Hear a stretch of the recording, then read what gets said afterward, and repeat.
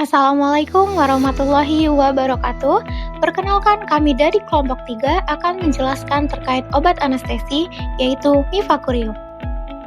Kami dari kelompok 3 yang beranggotakan Afifah Nurfadilah dengan ujung NIM 45, Naila Ariola dengan ujung NIM 29, dan Dita Afrilia dengan ujung NIM 31. Mifakurium. Mifakurium adalah obat yang digunakan untuk menenangkan otot selama operasi atau saat pemasangan alat bantu pernafasan. Obat ini hanya boleh diberikan oleh dokter di rumah sakit. Mifakurium merupakan obat pelemas otot kerja cepat. Tujuan obat ini mengendurkan otot rangka dan obat untuk memfasilitasi intubasi ke dalam trakea dan ventilasi mekanik kepada orang dewasa dan anak-anak umur 2 tahun ke atas. Bentuk sediaan. Mifakurium tersedia dalam bentuk larutan injeksi intravena dengan konsentrasi umum 2 mg per mili. Obat ini hanya digunakan melalui suntikan atau infus selama prosedur medis dan tidak tersedia dalam bentuk tablet. Dosis obat mifakurium. Mifakurium chloride diresepkan kepada pasien dewasa, anak-anak, dan lansia melalui injeksi ke dalam vena atau IV. Dosis yang diberikan bersifat individual, sehingga harap ikut petunjuk dokter pada saat menerima obat ini. Dosis obat mifakurium yang diberikan kepada orang dewasa dapat dilihat pada gambar berikut.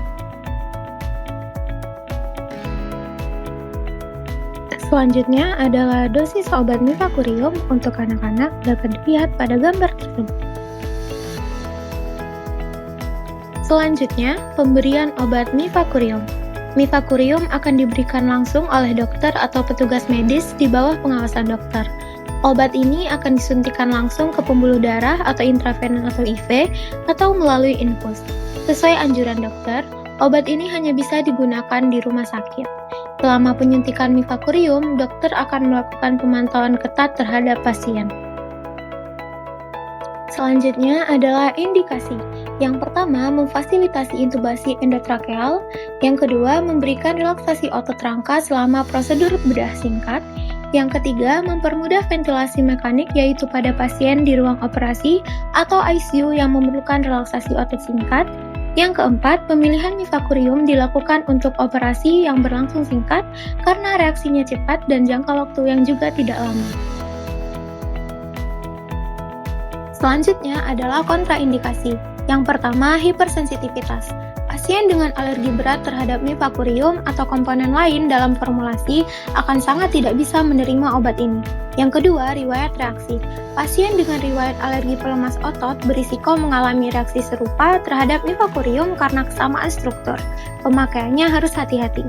Yang ketiga, kekurangan enzim kolinesterase plasma atau pseudokolinesterase atau defisiensi, menyebabkan obat seperti suksinikolin tidak dapat diurai dengan cepat, sehingga efek kelumpuhan otot berlangsung lebih lama. Kondisi ini dapat menyebabkan pasien mengalami kelumpuhan otot pernapasan yang berkepanjangan dan membutuhkan ventilator hingga obat benar-benar hilang dari tubuh. Selanjutnya adalah farmakokinetik. Yang pertama, pemberian. Pemberian obat hanya dilakukan secara intravena atau IV, baik dalam bentuk bolus atau infus. Yang kedua, awal kerja.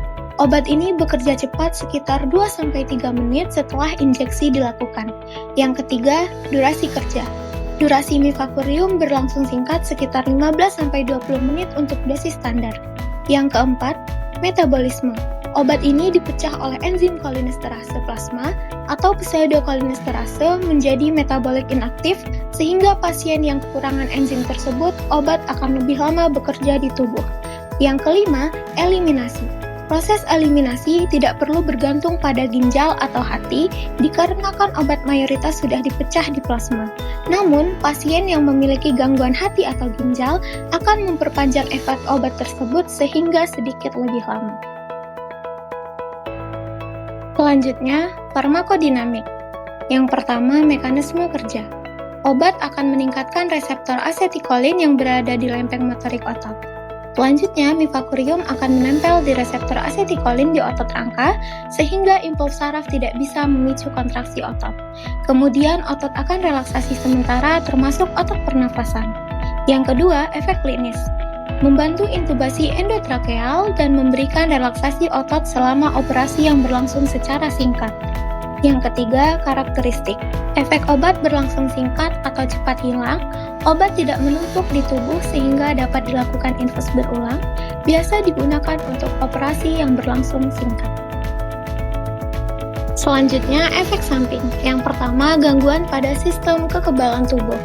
Sangat langka reaksi anafilaksis atau anafilaktoid yang parah, khususnya pada pasien yang menerima mifakurium chloride bersama dengan satu atau lebih obat anestesi lain.